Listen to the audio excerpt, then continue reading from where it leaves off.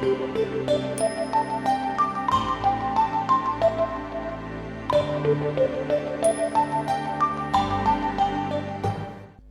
礼本师释迦牟尼佛，顶礼文殊智慧勇士，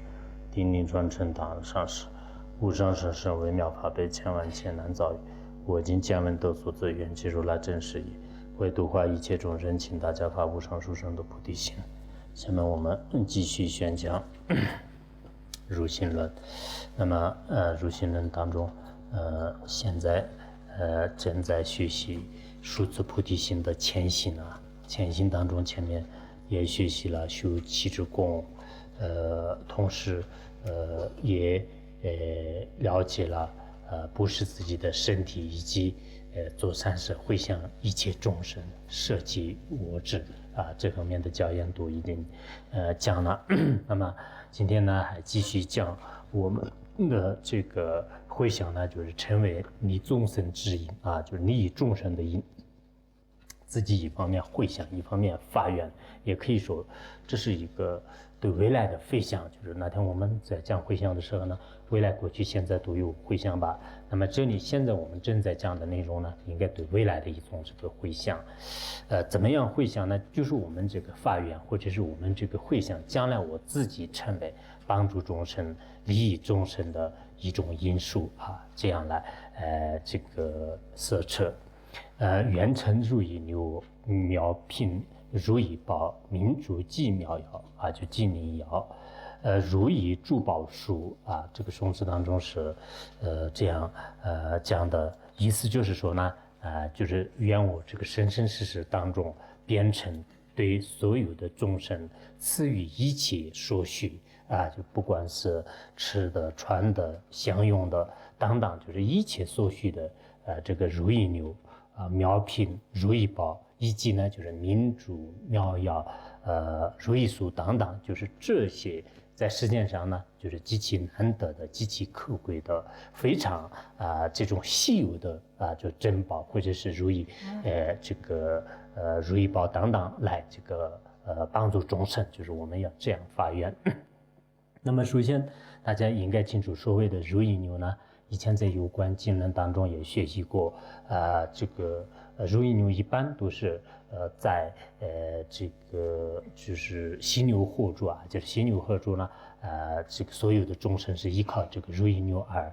这个生存，就是也是这样的。然后有些书籍里面说，在天界当中呢，也有这个如意牛，真实的如意牛呢，就是在无光尊在如意宝藏论当中呢，也是有叙述的。所谓的如意牛，就是在人们这个出界的时候，也就是说人们出界的时候，人属10万岁啊。人属10万岁的时候呢，就以众生的福报所显现的一种珍宝啊，就是一种珍宝。那么它的这个形象呢，相当于是这个牦牛一样的，但是依靠它的这种像甘露一般的这种这个奶酪或者是这个乳酪吧，就是依靠它呢。就是让这个满足一切众生，或者呢，就是养育这个人们，就是得以这个得到这个维持生命的这种作用。就是所以说，所谓的这个如意牛呢，也是我们现在呢，就是这什么叫做如意牛，可能有些后人呢也不一定知道的。但实践上的这个任何历史的这种这个产品也好，就是世界上的珍宝也好，都有一代一代的一种这个牛市啊，就是一代一代的这种消逝，就是所以现在的人们就是人属100岁左右的时候，能不能这个享受如意牛的这种所需呢？就是这是可能有点困难的，但是我们心里面呢就是这样发愿，变成如意牛一样来，就是满足众生，帮助众生。然后所谓的苗品呢，也是就是对所有的想获得这种这个财物的，或者是受到灾难贫穷这样的这个众生面前呢，就是依靠这个如意宝品啊，就是这个如意宝品当中呢，人们怎么样享用就是永之不尽的这种财宝，就自然而然出现，就是这样的这个如意宝品苗品。以及如意宝，如意宝呢，当然我们有关的一些这个佛教的这个历史当中呢，都非常清楚，就是以前的许许多多的商人是这个依靠自己的这种智慧就是能力就是到这个大海里面去，就是取出真正的这个如意宝。如果得到如意宝的话呢，那么整个这个个人也好，或者是整个这个国家呢就是所有的财富非常圆满就是这样的这个如意宝。所谓的如意宝有关一些历史就是以前的那个法显论师，就是也叫做是这个汉传佛教当中第一位前往印度的这个论师。那么他的有些这个游记里面就是他的有些游记里面来说这个佛陀的这种舍利呢，就是到了这个末法时代的时候，就是最后末年的时候呢，就降到这个海里面，就是让海底呢就是变成如意宝，满足众生所需，就是也有这样的说法。平时我们也知道，所谓的这个如意宝呢，在实践当中就是对众生就是带来就是暂时的这种利益当然，这个依靠如意宝呢，能不能就是获得解脱和获得无上圆满的果位呢？这是有点这个困难的。以前的很多故事里面也可以看得出来。但是暂时来讲呢，就是满足这个众生的愿望是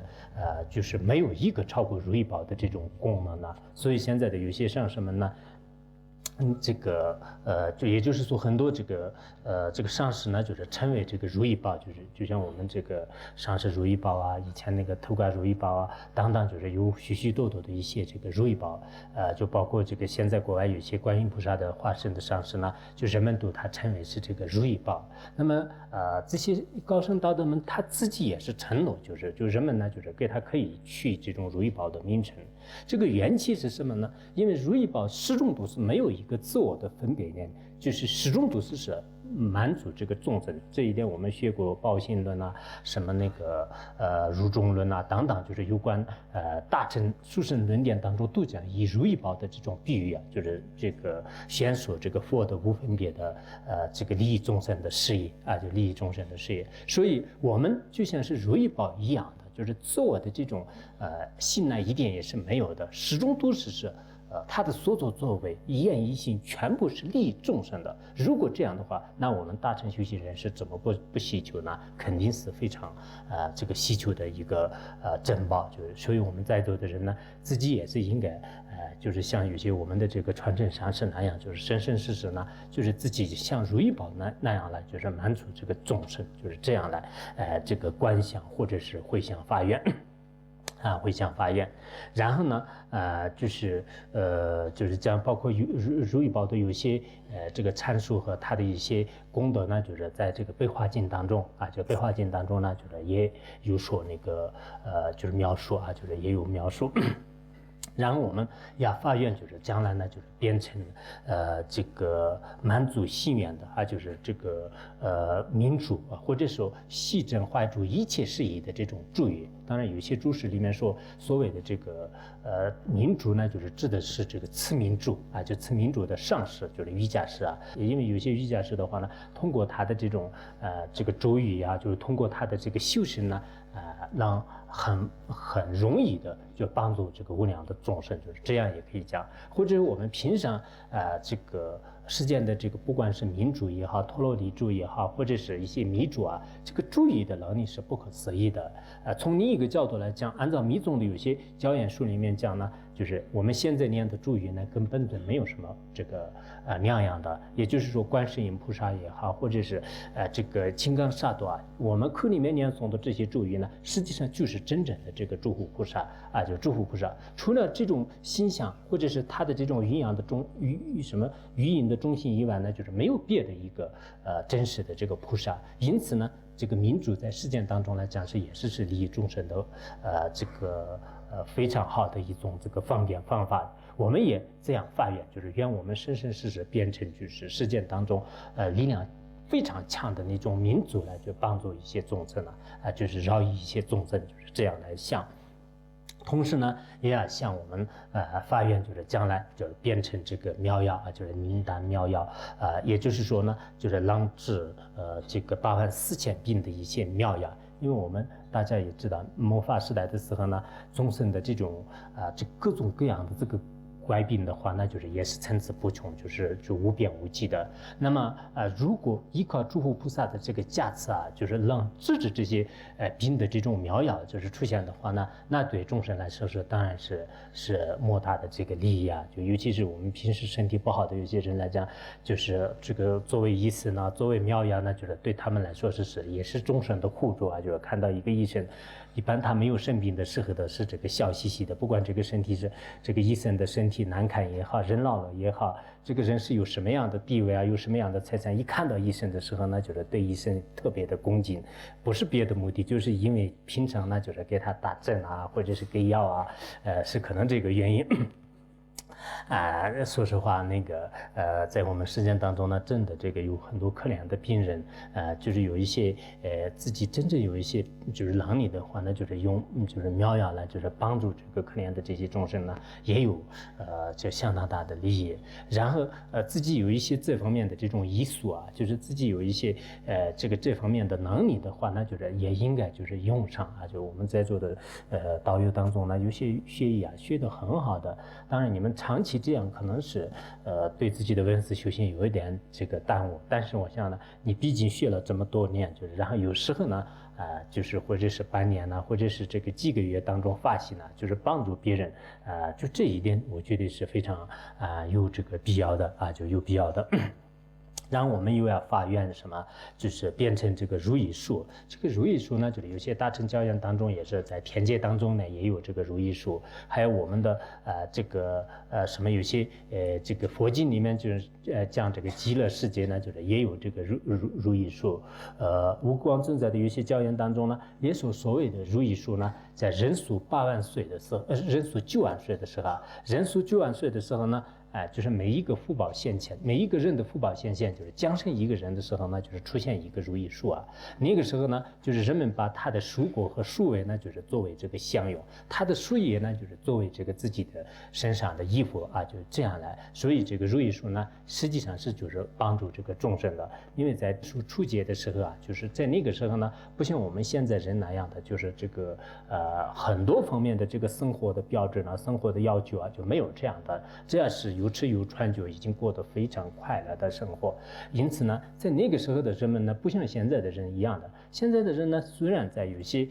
这个经济条件上啊，各方面上是应该是以前比较起来有所好转，但是呢，自己的这种欲望和贪心呢，就是越来越增多，所以始终都是觉得是我现在没有钱啊，我很痛苦啊，或者是心里面一直有一种就是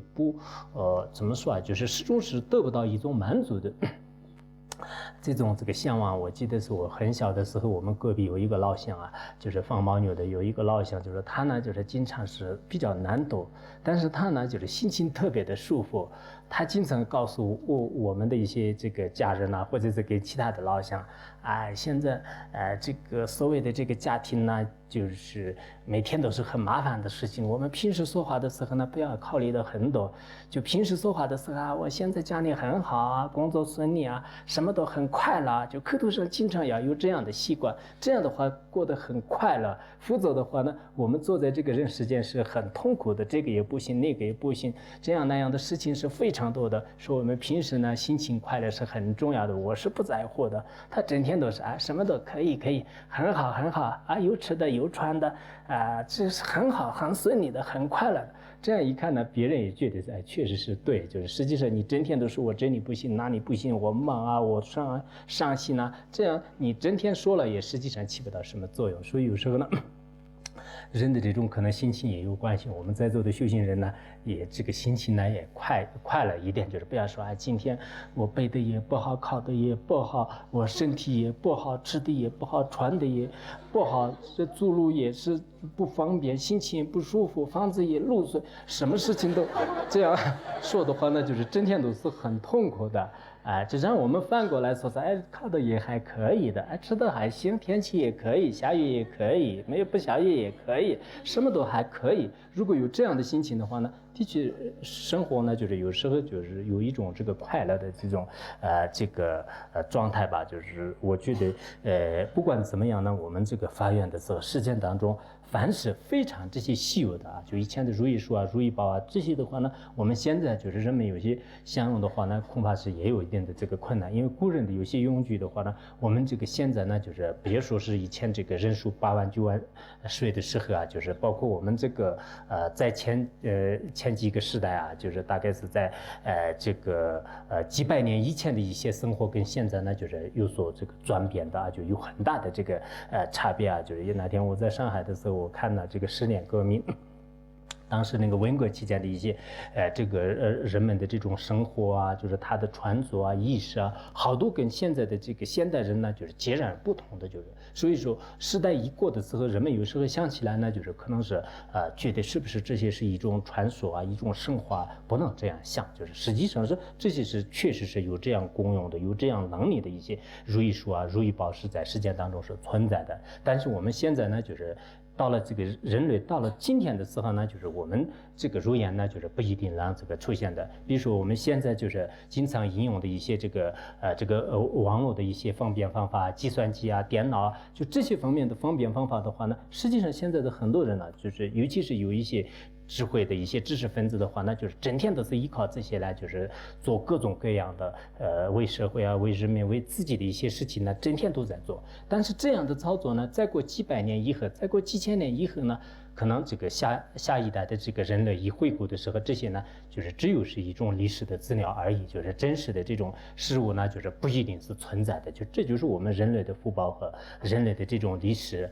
有一定的这个关系。所以说呢，我们不管是怎么样呢，只要是帮助众生的话呢，过去也好，现在也好，未来也好只要是帮助众生的一些用具啊、字句啊、一些财物，就心甘情愿愿意变成这些来，应该就是帮助众生。所以这就是应该是，说是一种这个新的概念。就是我昨天，我们这里有些的这个道友啊，就我问他们，就是入菩萨行人的感觉是怎么样啊？他们有一些说是还挺好的，有一种新鲜的感觉。比如说我们这个以前呢，就是诸佛菩萨呢，就是认为是真的是像人一样的，就是一个人来就是帮助我，从来没有想到是这个外面的什么这个道路啊、大桥啊，就是全部都是诸佛菩萨的化身，就是从来没有。如果我们有了这样的话呢，跟我们的以前的这个思想呢，就是完全是有点不同的。我觉得也是这个说话是有道理的。我们把这个所谓的诸佛菩萨的境界啊，怎么说啊？就是把它关在非常这个渺小的一个范围当中的话，那就不合理的。现在有些佛教徒呢，所谓的观音菩萨呢，就是一个女性，就是然后拿着一个宝瓶来帮助你，你特别痛苦的时候呢，来帮助，然后回去了，这就是观音菩萨。然后所谓的释迦牟尼佛呢，就是以前就是在印度这个金饭王子，就是有一位就是王子，就是他最后已经出家了，就这么一回事。以这样来对待的话，我们的这个佛教的，也就是说佛教的人生观也好，宇宙观也好，时间观也好，就非常的这个就微小，就是这样呢，就根本解释不了，就是我们这个佛教的这个广大无边的这种这个内涵啊，就是根本解释不了。所以我们像我们在座的人经常呢，就是学习大乘佛法的话呢，最后就是在《华严经》里面所讲的那样，就是不可言说的啊，就是这种玄妙不可言说的这个深奥的意义呢，就是才可以就是升起定界，就是到了一定的时候，自己的思想呢，就是也随着外面的这个知识呢，就是逐渐会扩大的。如果我们没有这样的话呢，真的这个所谓的佛教徒也是这个他的这个眼光就是所注视的范围是极其就是微小的，就是这样不太好。这样一来，我们首先就是应该发这种愿，就是下面就是讲第二个颂词，如空即思啊，愿我恒常为无量众有情，自生大根本。就意思就是说呢，就像这个地水火风以及虚空等等，对恒时呢，就是对众生就是做帮助啊，就是做生存的因，就那样呢，愿意我也是以多种心想、多种行为，就像四大那样呢，就是帮助这个众生。这就是发愿方面呢，就是广大无边的一种发愿，就是因为我们大家也知道这个所有的七世界和有情世界当中呢，地水火风虚空的这个范围呢，应该说是非常大的。不管是人类也好，旁生地狱或者整个外面的世界呢，都没有一个不涉及到这个四大的，就是四大的。如果离开了这个四大的话呢，那包括我们的这个身体啊，我们的住处啊，我们的这个言谈举止，或者是我们的这个行动啊。全部呢就是没办法进行的，应该在这个四大的作用下，四大的范围当中呢，就我们在这个运行，就是做工作。所以呢，这个如果我们自己发愿了，就我像那个地水火风那样，就是像四大那样来帮助无量的众生的话呢，那这个发心的范围呢，就是相当的广大啊。就我们也应该这样这个。发心就是以前我们学过俱舍论的时候，也大家知道，所谓的这个比如说四大当中的所谓的这个虚空的话呢，它就是周边一切就是无有诸碍，就是有这个作用。然后依靠虚空呢，就是让我们众生就是生存啊，就是有这个活动的空间啊，等等，就是有这方面的这个功用。然后依靠这个所谓的大地啊，就是地大的话呢，就是说它有这个监视啊，它有这个依靠的这个功能。如果有了这样的地大的话呢，就是让众生这个生存的这个根本啊，生存的基础啊，让众生呢就是依靠的基础啊，就这是地大的这个作用。那么所谓的水大呢？大家也清楚，因为这里面的水呢，就并不仅仅是一个超市，就是它有一种结合的意思就是一种这个结合的这种作用。有了这个水大以后呢，就是世间的这些万物呢，就是积聚的东西是不会这个分散的就是不会这个分开的，而且呢，就是可以出现包罗万象的各种各样的形态现象就都可以出现的。然后依靠这个火导呢，所谓的这个火导呢，就是世间的万物就是有一种成熟的这个功用。如果没有它的话呢，就是那在不可能有成长啊，不可能有这个安住或者是有这个发育的这种这个功能，就是当它产生以后呢，就马上有消失的危险性。因此呢，依靠这些地水火风的四大这个功用呢，实际上我们在整个这个无边无垠，就是浩瀚无边的宇宙界当中呢，就是可以说是起了这个不可言说的这种作用就是作用。所以每一个人呢，就是白天晚上，或者是未来过去现在，所有的这个世间的这个运行呢，就都不离开这个四大。那么就像不离开四大一样，我们呢，就是也应该就是发愿，就是所以在佛陀在佛经当中就无垢成经当中呢，也是这样说的，或是做地水，或是做风火就是也有这方面的这个校正。意思呢，就是说我们这个依靠就是四大就是来就是帮助这个无量的众生就帮助无量的众生。因此众生依靠四大来生存就是维持生命或者是依靠四大来就是成长享受生活等等，就是以这样的一个这个怎么说就是依靠这个四大那样呢，我们也要发愿。生生世世当中，就像我这个地水火风那样来这个帮助众生。说我们平时呢，如果修行好一点的时候呢，就看见，当然我们俱舍论里面所讲的四大的这种概念呢，就是比较细一点。但是我们平时眼睛看到的这个四大呢，就是所谓的地水火风就这些都经常我们接触得到这样以后呢，我看见这个水的时候呢，我以后呢就变成这个江河一样来，就是帮助众生。你看没有水的话，那就是多么困难一天断水了，所有的众生怎么活下去前一段时间的是没有这个下雨，就是大家都特别伤心，就是害怕是不是这个出现一些这个干旱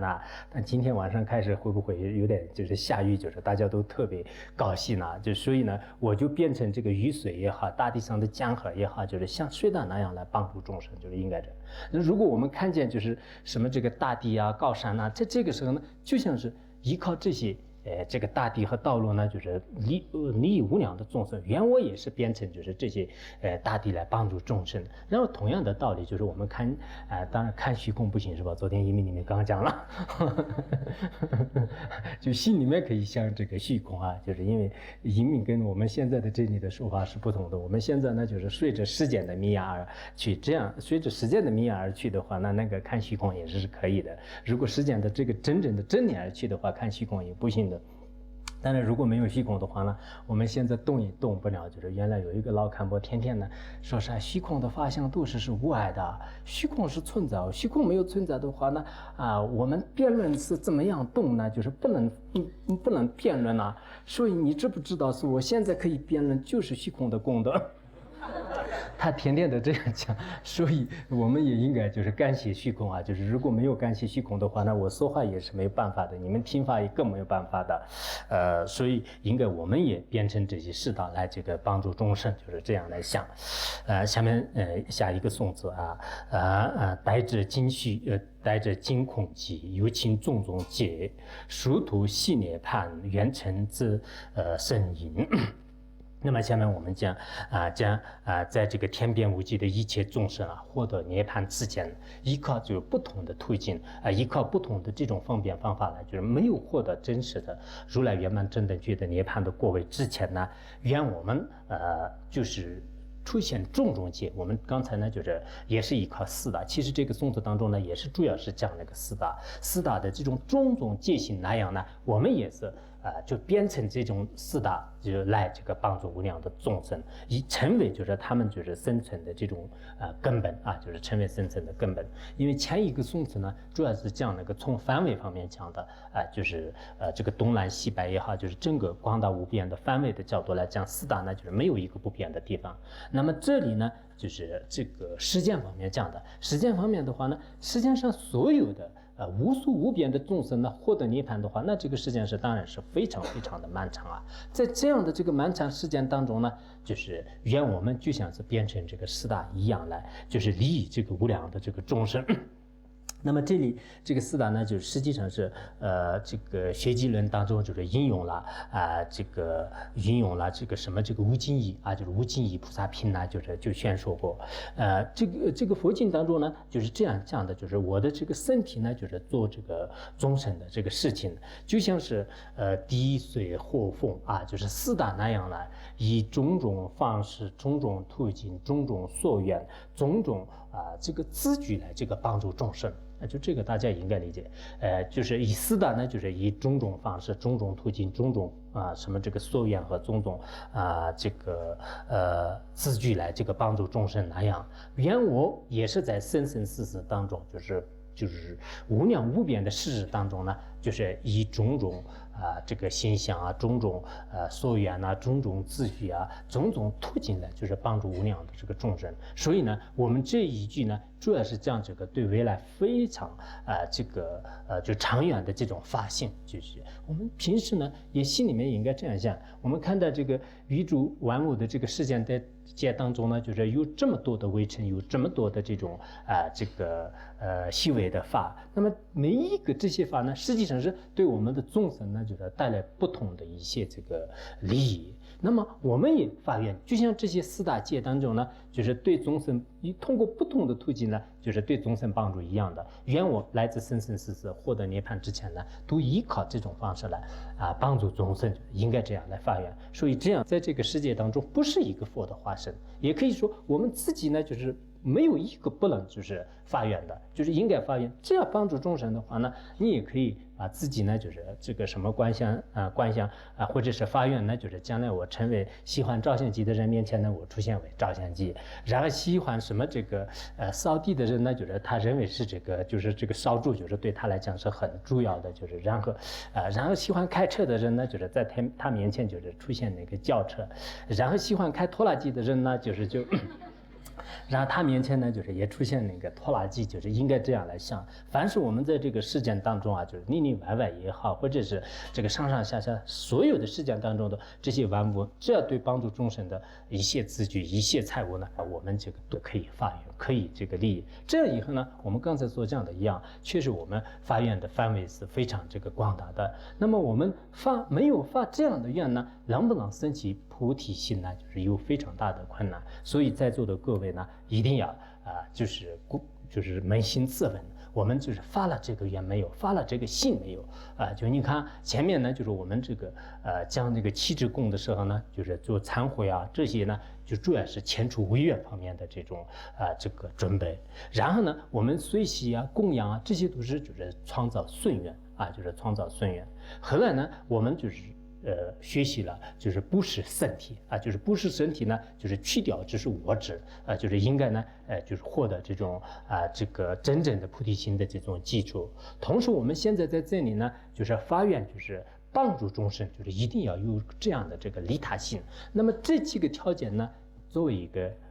就是结束菩提心的话呢，就是它的这个前行，它的前面的这个唯一的这个条件，就像你上一个学校的话呢，就是你首先要这个考试啊，然后你考试及不及格，然后你的身体呢，就是会不会过关啊，就是有方方面面的一些这个观察，就是如果你全部已经合格的话呢，那么你就可以这个有资格就是读这所学校。同样的道理，我们现在呢，每一个人说的是说我要这个。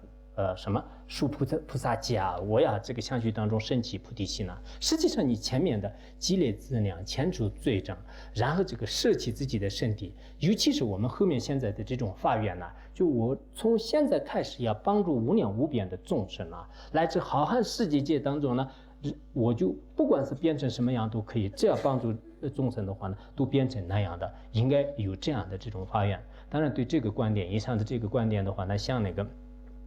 以前的那个三天论师啊、身体论师啊，他们认为就是上面所讲的，我们这几个发愿呢，就全部是圆菩提心的啊，就圆菩提心的。但是藏传佛教当中的像不动大师啊，就是有些论师呢，就并不这样认为的，因为圆菩提心呢，就是我是为了就是度化一切众生，自己获得圆满正等觉的果位，就是像成佛的念头在里面。然后上面的这些念头啊，就是愿我变成大地啊，愿我变成虚空啊，愿我变成如意说，这些呢，就是并不是我成佛啊，或者让众生成佛呢，就并没有这么样的念头，没有这样的念头。所以呢，就是他们这个不动仁波切，他们认为呢，就是包括我们的那个跟上去照的讲义当中也这样说的，就是这些呢，实际上是一种这个善行的发愿啊，就善行的发愿，并不是是真正的这个圆菩提心的内容，就是有这样的一些这个说法。不管怎么样呢，我们首先呢，就是自相续当中一定要升起，就是摄起我执，也就是说，就是真正要想帮助众生的这颗心呢，就是一定要升起来。如果没有升起来的话呢，那么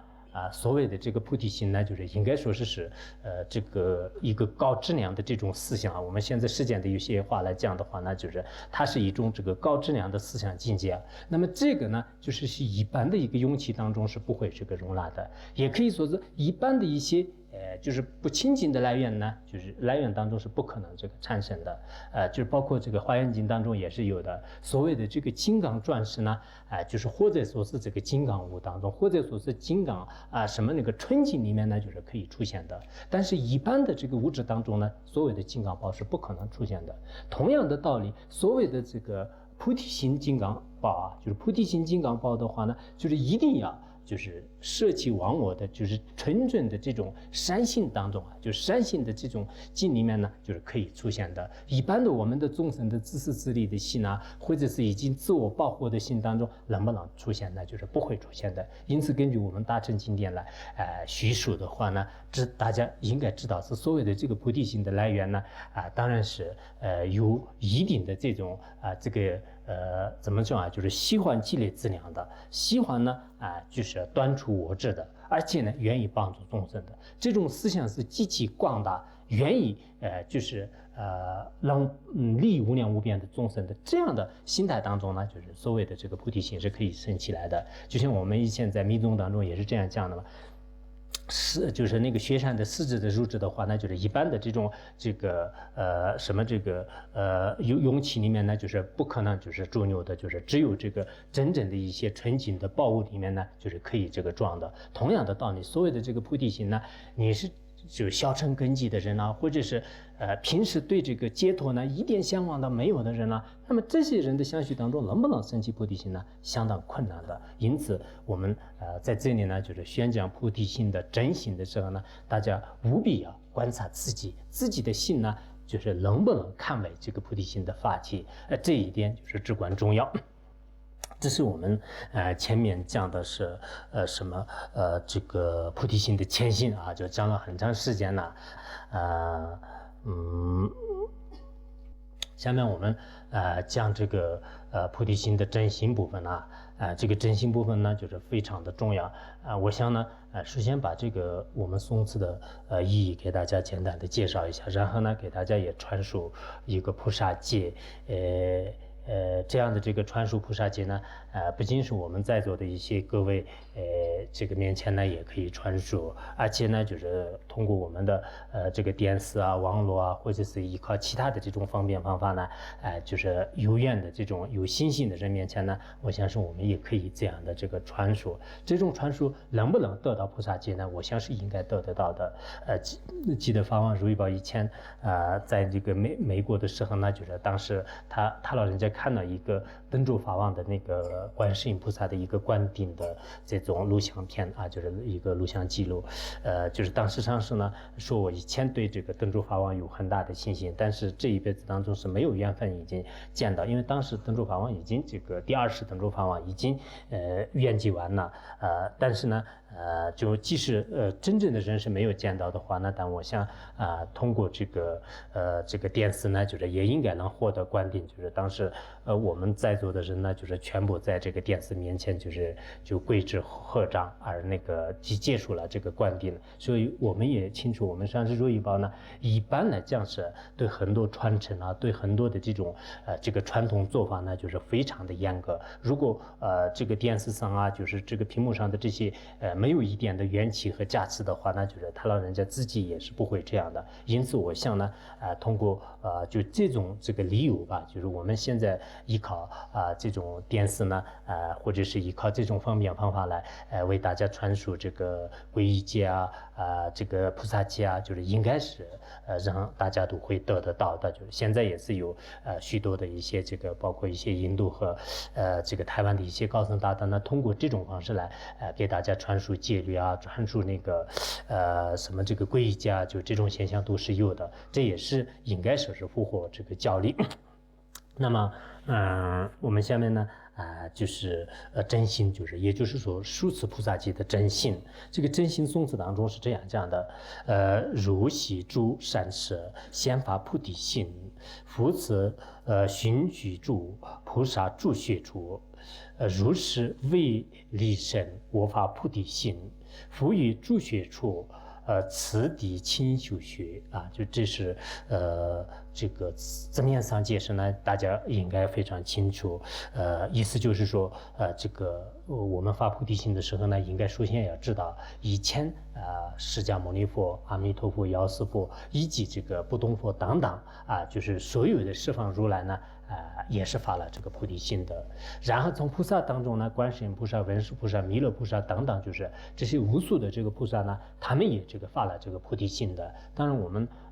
大乘书戒和小乘书戒的目标是不相同的。如果小乘书别解脱戒的话呢，就以前阿罗汉怎么样这个书戒啊，我们也这样说，就包括我们早上的这个有些小乘的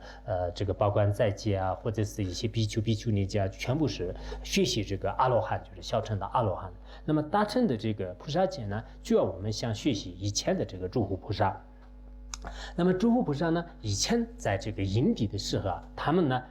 在这个自己的上师就是在其他的三宝所印面前，已经发了这个利益无边众生的愿菩提心，同时又发了这个实际行动当中以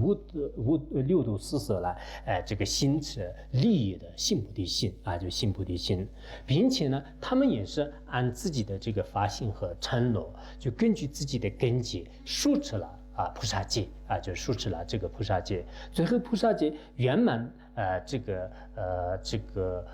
树持完了以后的话呢，就是最后呢，就是他们已经获得了就是各自的这种圆满功德的果位就圆满功德的果位。同样的道理，我今天呢也是就是向诸佛菩萨这个学习，也是为了利益无边无际的众生而这个发了非常殊胜的愿菩提心和信菩提心，然后根据自己的根基呢，也是修持学习这个愿菩提心和信菩提心的所有的学处戒律就是这样来这个观想就观想。当然这个学处的这个戒律呢，我们前面也是已经讲过吧，就是如果是离根者的话，那就是按照虚空藏经里面就是所讲的那样，就是18条这个戒律。如果中根戒的话呢那么就是这个目录施主请问经当中所讲的那样，就是4条根本戒。然后如果这个敦根者，就是敦根者的话，就像是《大逆方便经》里面所讲的那样，就是不摄起原菩提心，就是这样来摄持也可以。那么我们就是有些尼玛派的有些论师呢，就是说这个前一派的一些论师是按照《妙必清文经》里面所讲的那样，就是根据自己的根基呢，就是根基好一点的书的戒律，书持也多一点，根据自己的这个根基不太好的话呢，那么就是说书的这个戒律的条数呢也少一点，就是也有这样的说法。不管怎么样呢，我们要这个述这种菩萨戒呢，就是必须发这个心啊，就是今天在座的各位呢，一定要发心，就是没有发心是得不到菩萨戒的，就是这是并不是依靠一个意识呢，就是马上你的相续当中获得，不是这样的。我们前面所讲的这个前行呢，已经就是讲完了，然后现在呢，就是自己真的要这个发这种心啊，就发这种心。那么书戒的这个方式上呢，就我们以前也是讲过，就是龙母菩萨和无著菩萨得戒的方式方面呢，就是也有点不同的。那么得戒的方式方面的话，龙母菩萨呢，就是我们现在这2个颂词啊，就是重复3遍。实际上啊，就是按照龙母菩萨的观点的话呢，重复3遍。第1遍呢，就是获得原菩提心；第2遍呢，就是获得性菩提心；第3遍呢，就是获得了这个菩提心的稳果。就这一点呢，就是包括这个印度的这个海运论师啊，就是藏地的无苦王尊者、大圆满信息修习都比较这个相同的，就是这种观点是相同的。因此呢，在三结论的注释当中，明朗大师呢也已经说了，我们前一尼玛派应该是按照什么，就是按照这个龙母菩萨的这个观点来，就是得戒，就是这样。然后另一个无著菩萨的观点的话呢，那么也就是说，这个。第一，也就是我们前面的这个颂词呢，就是念3遍以后获得了原菩提心，然后这个后面的这个颂词啊，这个就是读3遍以后呢，就是自相续当中获得了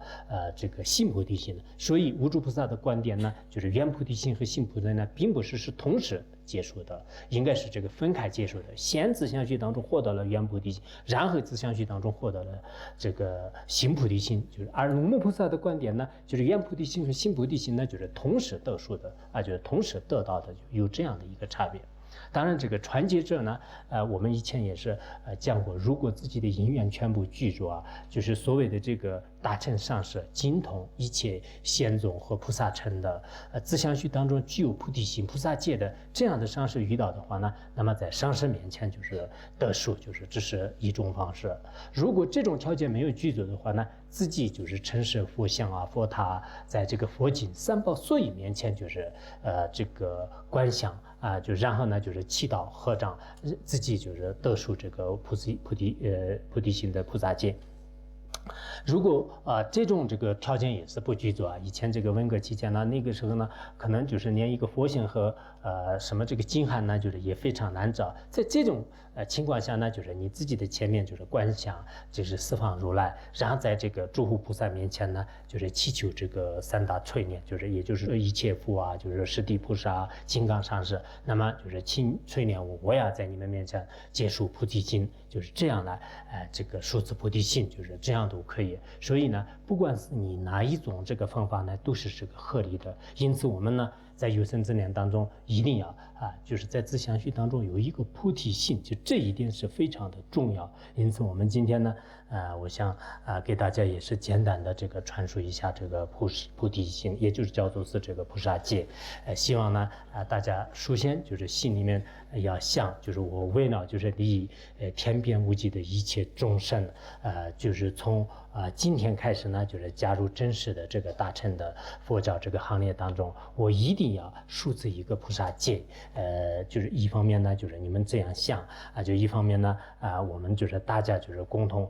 也观想诸佛菩萨面前，也在这个上师面前呢就是祈祷。我念一遍，你们跟着我诵一遍啊。祈祷十方诸佛菩萨，金刚上师垂念我，如系诸善事，显发菩提心，福泽熏熏住，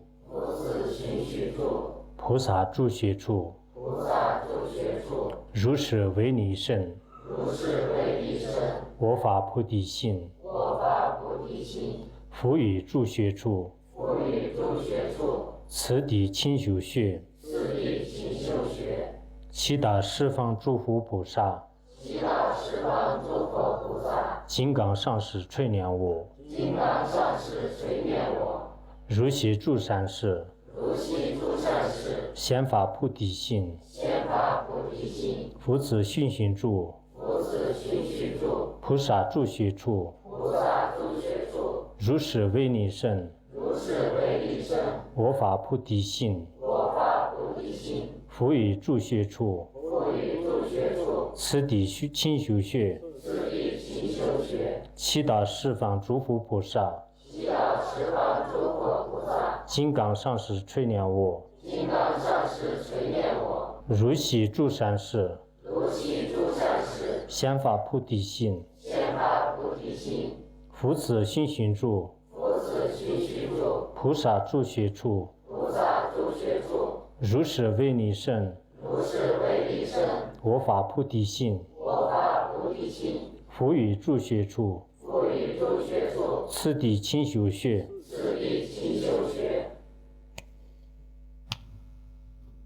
첨지自证觉没讲，自证南北道当的，龙尊没白，自证界，自证八若身造，上就真就人不切，马地巴那结结的切，结巴年巴没白，公内公等配了修，结瓦跟的样道拉马当，这没去结花了龙学，撒当蓝基用的让做呢，多见千个公婆女头修，好，自己心里面应该想。从今天开始，也就是说刚才这个刹那开始呢，自相续当中已经获得了菩萨戒的阶梯，应该这样来观想。之后呢，我们这个明天呢也给大家讲述获得了这样的菩萨戒以后，大家应该怎么样修欢喜心啊？就下面呢，因为我们的这个重心呢，我们的这种整个发心呢，就是不像跟以前那样的，现在真正是在诸佛菩萨面前承诺帮助众生、利益众生、度化众生，所以我们大家呢在世俗当中应该是成为这个菩萨，大家应该就是升起欢喜心。好，今天学习到这里。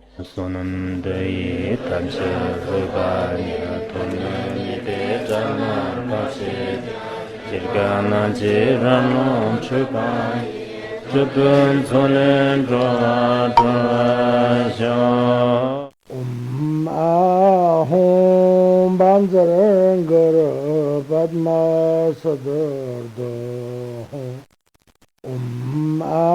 ahum banzarangara padma sadardo